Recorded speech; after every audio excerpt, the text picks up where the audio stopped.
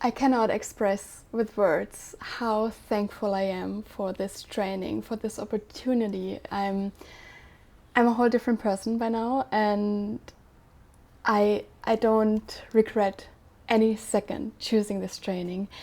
Before this training, I already had 6 years of experience with self-healing and spirituality, but I was still not really loving myself. I was still not ready to become self-employed. I was still not ready to take the leap, and I was kind of settled with what is, and I didn't really see that there was so much more possible until I started.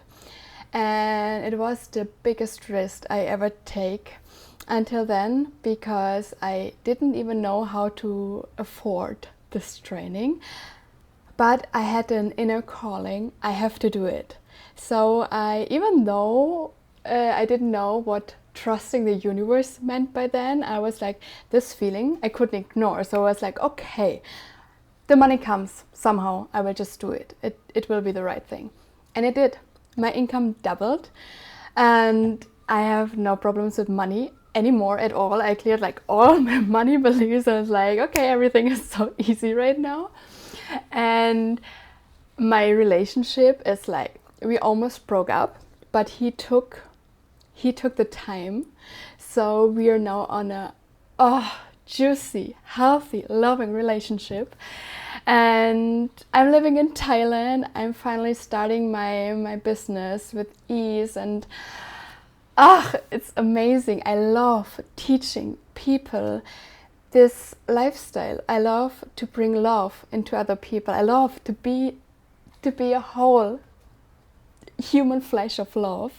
And the people I transformed so far are deeply, deeply thankful, and I really see how profound they're changing in their life, as well as I did, because of the training. So this training is not only for you, that you find ease in your life and you live your life with love, compassion, and you just flow. So there's absolutely no pressure in my life anymore.